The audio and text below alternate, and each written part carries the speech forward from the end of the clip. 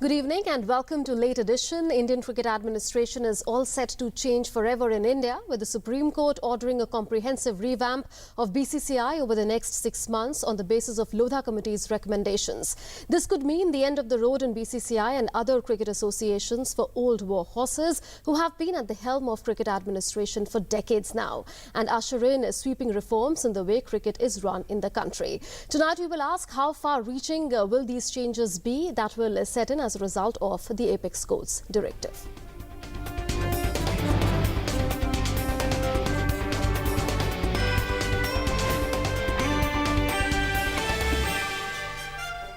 The Supreme Court has accepted most of the Lodha Committee's recommendations on reforms in BCCI. These include barring politicians, bureaucrats and those above 70 years of age from becoming members of the board, and the principle of one state, one vote has also been accepted. But the court has left the decision on bringing BCCI under the ambit of RTI and legalizing betting in cricket to Parliament. In what could turn out to be a decisive move in reforming BCCI structurally, the Supreme Court has accepted major recommendations of the Lodha Committee on reforms in BCCI and has given the board 6 months to implement the recommendations. They include a bar on ministers and civil servants and those above 70 from becoming its members and having a CAG nominee in BCCI. The Apex Court, however, left it to Parliament to decide whether BCCI should come under RTI and whether to legalise betting in cricket or not. A bench of Chief Justice T.S. Thakur and Justice F.M.I. Khalifullah rejected BCCI's objection against recommendations for one state, one vote, even as it allowed states like Maharashtra and Gujarat having more than one cricket association to have voting rights on rotational basis.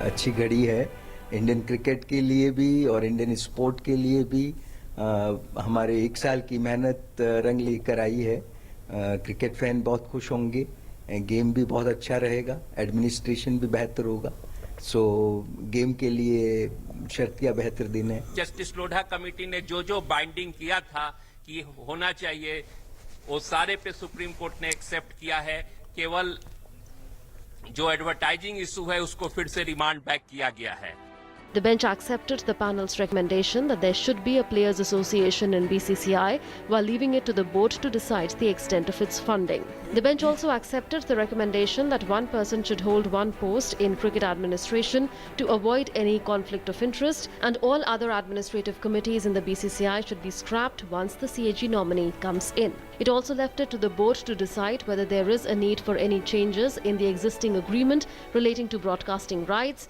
and whether a franchisee member should be in the board to avoid any conflict of interest. Union Sports Minister has asserted that the government is for transparency in all sports bodies. Sports के अंदर मुझे पारदर्शिता चाहिए, transparency चाहिए। Sports को हम promote करना चाहते हैं। हम चाहते हैं साफ सुथरे स्पोर्ट्स। हम चाहते हैं बिना डिस्प्यूट, बिना विवाद के sports. The 3-member committee headed by Justice R.M. Lodha had been appointed by the Apex Court in January 2015 to determine appropriate punishments for Raj Kundra, Gurunath Mayappan and their respective franchisees, decide on Sundaraman's role in the IPL 2013 scandal and propose changes to BCCI's functioning to streamline its functions and prevent sporting fraud and conflict of interest. On 4th January this year, it had recommended sweeping reforms and an administrative shake-up in BCCI. To discuss the impact that the Supreme Court's judgment will have on the game of cricket, we are joined by Malay Nirav, a sports analyst, Sandeep Bamzai, a cricket columnist, and Atul Vasan, former cricketer. I welcome you all to Late Edition. I'll begin with you, Mr. Nirav. Will, as a result of the Supreme Court directive, a carefully crafted structure that was built on nepotism, on money power, as well as on political clout, finally be demolished? I think it has been demolished already because, you see, transparency, accountability, and also a kind of a structural change which was needed in the BCCI, which always considered cricket as its own fiefdom in India, that fiefdom has been completely demolished. Now you have a set of rules, you have a set of governance pattern coming into existence, which has been well argued, well debated, And Supreme Court has given adequate chance to everybody to hear people's plea, including BCCI's, and it's a very well considered. It was judgment. examined over 2 years. Examined over 2 years, first by Justice Lodha, who himself was none other than the former Chief Justice of India, and then other judges. And then finally, before the Supreme Court, when the recommendations came, the BCCI and all affected parties were asked to put their points of view if they were unhappy with what was being recommended. So it was by well Justice Lodha. Considered, well thought out. Well thought out, before, and good course, for Indian cricket. The cozy club has been hit very badly. We'll come to that. We'll come to that, Mr. Neera. But yes. Mr. Bamzai, was this long overdue? Justice Lodha has said that at the soul of his recommendations was a change in management or reform of management of BCCI. Oh, most certainly. But if you go beyond the jargon and the clutter and the fact that the zamindaris and jagirdaris will be dismantled, I think there are 2 or 3 very important points here. One, when the Supreme Court says unhindered by any regulation or control. You can't be. Which means that the so-called structural autonomy and the refuge of the BCCI has always been autonomy. The fact that it was registered as a charitable institution under the Tamil Nadu Societies Act, etc., etc.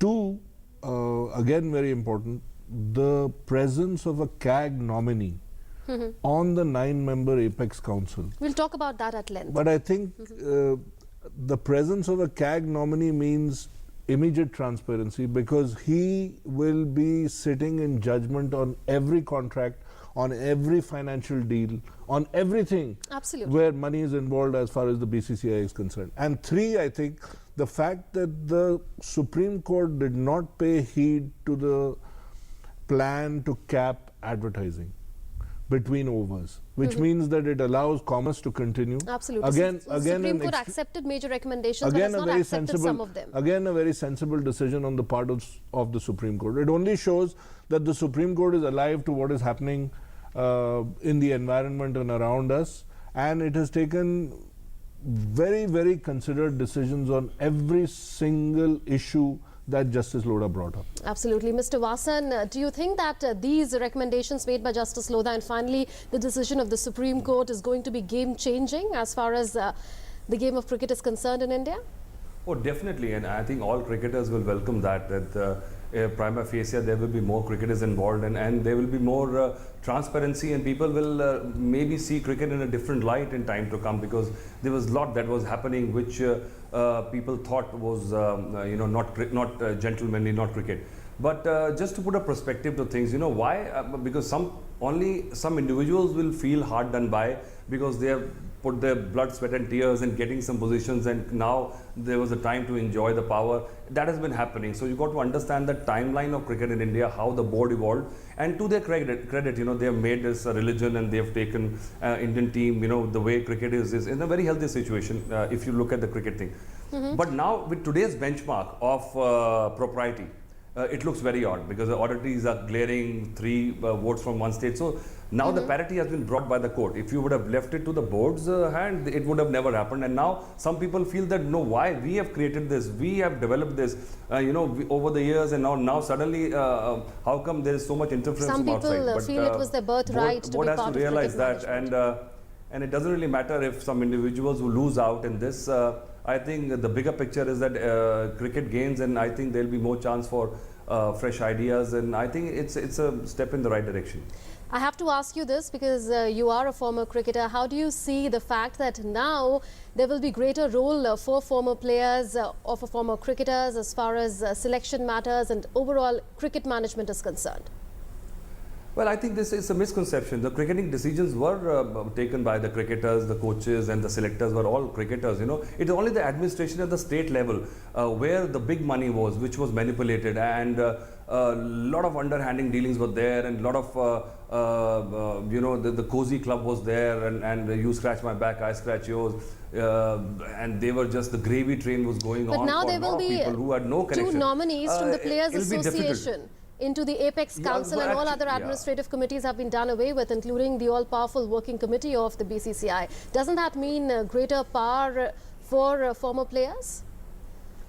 there has to be, I think cricket decisions have to be taken, but now the cricketers are smart, they're educated, so they're good enough to have positions as well. Look at Saurav Ganguly, I think that is one thing, and Kumble, and all these players who played a lot, who understand cricketing part of it, also they are smart enough to handle administration, you know, so there's no leverage for people who just because of their families used to own proxies or they were treating their association as a personal fiefdom. Many states were just run by generations of families, Haryana, Rajasthan, numerous examples, you know, so I think there'll be less leeway for that kind of power brokerage in the board now. Mr. Nirav, do you agree with him that several careers as far as cricket administration is concerned will finally come to an end? We've been seeing them ruling the roost for decades now.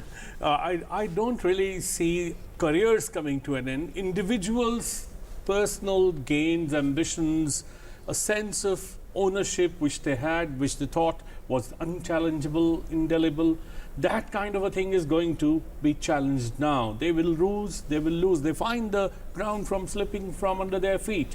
You know, the point that because there are many who've crossed 70, there are many who are holding multiple posts in multiple associations. Is understandable. After all, if cricket is not for the stakeholders, who is it for? You see, if the players, the biggest stakeholders, don't have a voice in the matters which will eventually affect the game and the players, who else should have the voice? You see, not a hand-picked 5 or 10 people, part of the mutual admiration club, who would run the show in the country and say, we are autonomous, we are just a private society, we are not, the team is not an Indian government's team, so we have nothing to do with it.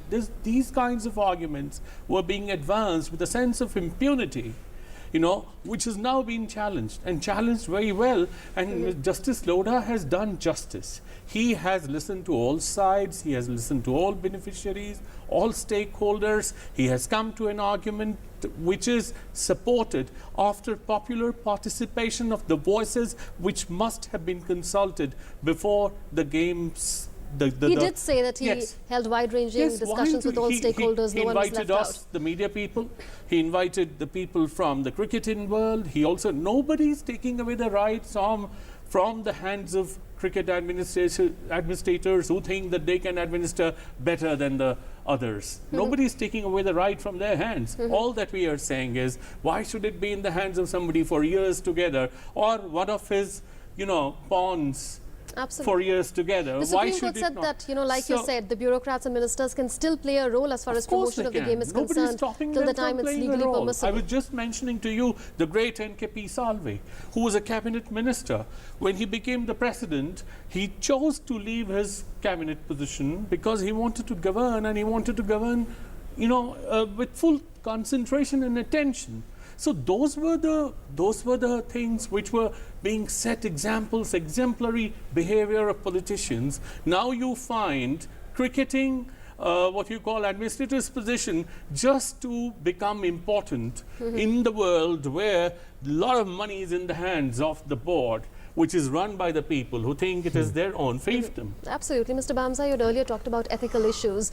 Do you think that with these sweeping changes setting in with time over 6 months, hopefully, will things like conflict of interest be a thing of the past? Oh, of course. And why hopefully? The implementability has been given, the mandate has been given to the Justice Lodha Committee. The Justice Lodha Committee will oversee this transition over a period of 180 days. Yeah, that is the Supreme Court's judgment, and that needs to be adhered to. So let's also understand the structure of the board. What was the bulwark? The bulwark was you had to have a vote. The vote was everything in the board, and the vote is what got you the position. So whether it was a Lalit Modi managing the Rajasthan Cricket Association to get that vote and to get his presence felt on the board, or whether it was Jagmohan Dalmia making a comeback through the CAB and getting that vote, all that has been dismantled. In fact, the judgment now says that Telangana will have a vote, Bihar will have a vote, yes. Services and railways will now be associate members. So they won't have voting rights. And the 4 and 3 in Gujarat and Maharashtra will have a single vote by rotation. On a rotational and basis. The point that Atul made is very important. Haryana and Rajasthan are two specific examples where families and their proxies and their children have ruled it forever. The Rungtas are the best example, or for that matter, the Mr. Chauthala, Chaudhurys, Bansilal, these families, they have controlled Haryana Cricket Association just as the Rungtas controlled the Rajasthan Cricket Association. All this is over. Absolutely. Mr. Vasan, would you want to weigh in on that, the fact that the Supreme Court has approved the recommendation given by the Lodha committee that of one state, one vote. So we won't see a situation wherein one state holds a lot of votes as far as voting rights and BCCI is concerned. Will this lead to greater balance as far as states' rights and BCCI is concerned? And also greater competitiveness with more teams coming in? Yeah, it's an effort to bring everything, everybody on the same page, I mean, having said that, if you bring everything, all sport at the same level, which cannot happen. Cricket is a different animal, a different product altogether. Agreed, they are the same fruit, apple and oranges can't be compared because, cricket at that time when services came in, railways came in, CCI had a vote.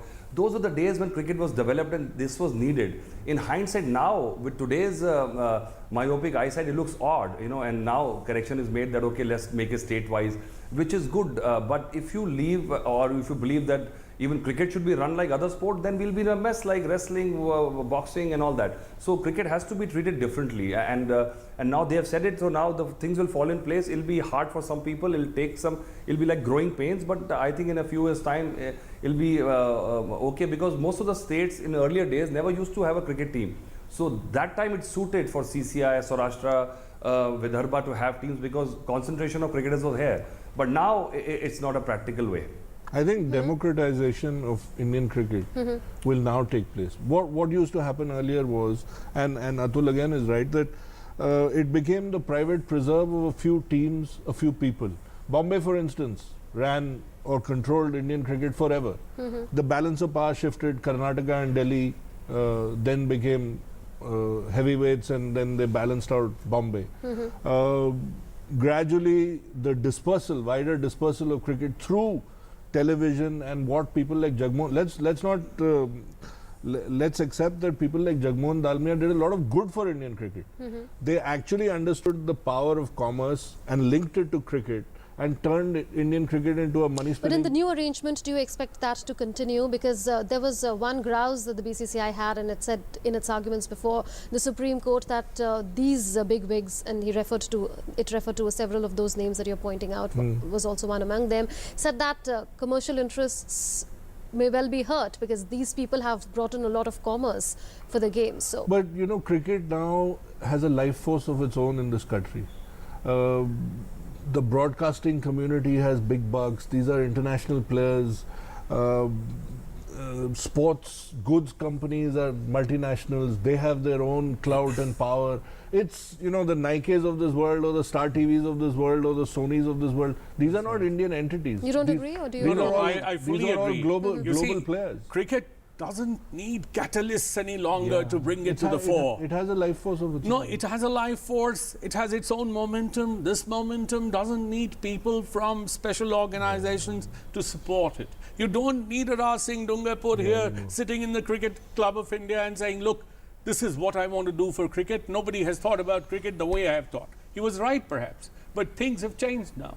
So now, under the circumstances, if Lodha committee is saying one state, one vote, well, you may have 5 associations in your state, but give them a chance turn by turn. You see, make it a rotational kind that's of a what thing. It will So be that's a very, very why should, for instance, judicious thing to do. Why should there be a Cricket Association of Bengal and also a National Cricket Club with a vote?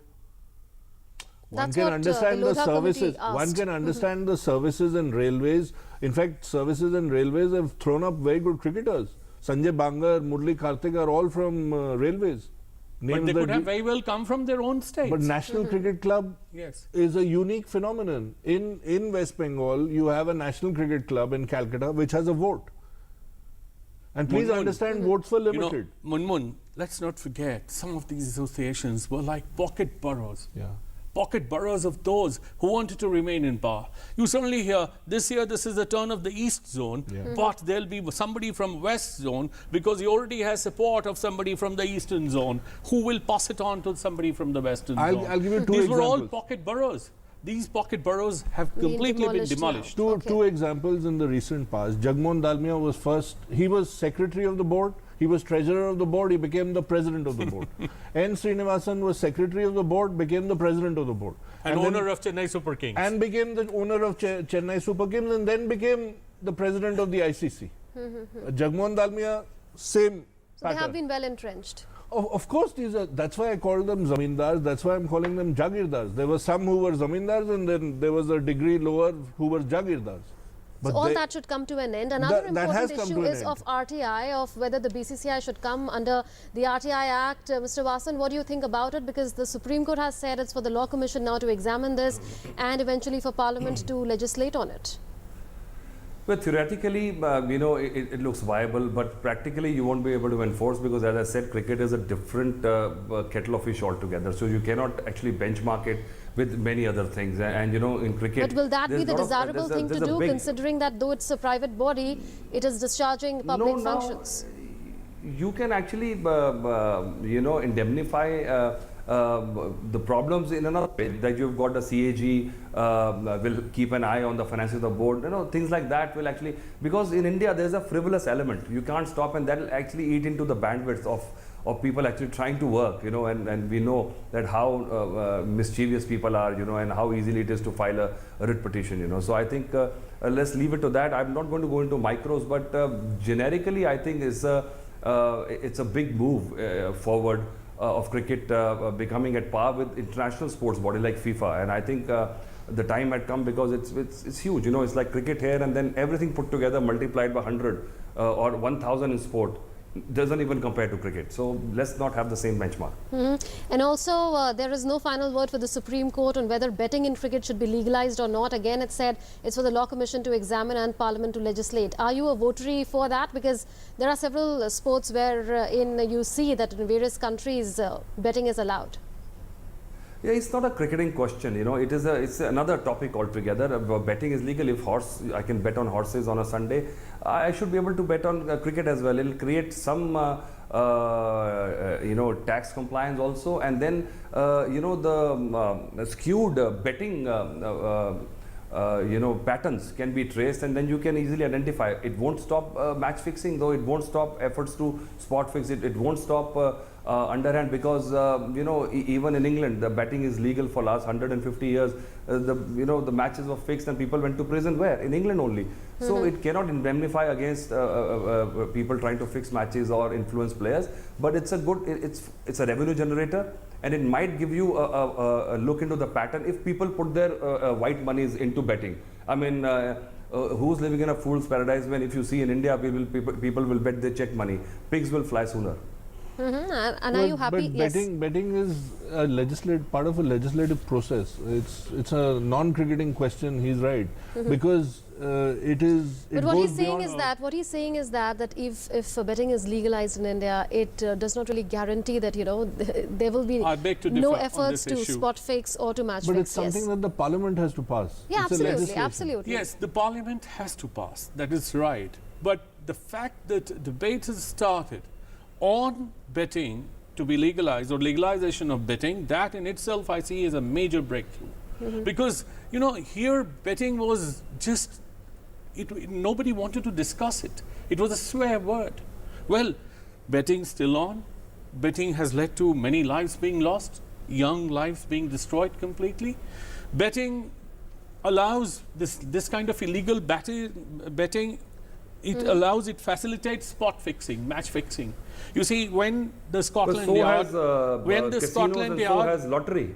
So when the Scotland Yard introduced a new law, and the two Pakistani cricketers were caught, that law made it imperative for the law enforcement agencies to file a case under a certain law, which was promulgated, which allowed them to say that when you are fixing, you are playing with the interests of those who are investing.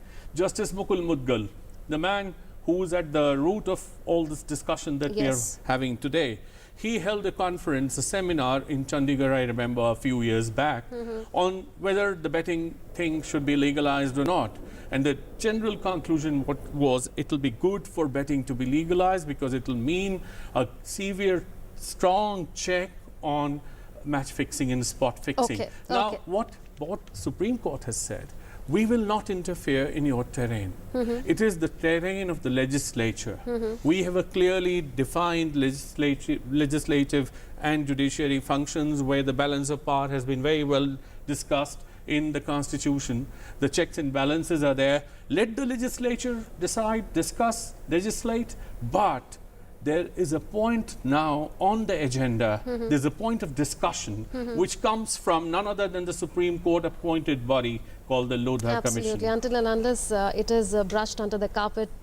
But since I've run completely out of time and we've discussed most of the aspects of the Lodha Committee recommendations and the Supreme Court's directive, so I'll thank you, Malay Nirav, Sandeep Bamza and Atul Vasan for having joined us on Late Edition tonight. With the Supreme Court accepting major recommendations of the Justice R.M. Lodha-headed committee, the way the game of cricket is administered in India will never be the same again. All eyes are on whether this will lead to greater transparency, accountability, integrity and professionalism in the way cricket is run on a day-to-day basis in India. We'll all watch out for that. Thanks for watching.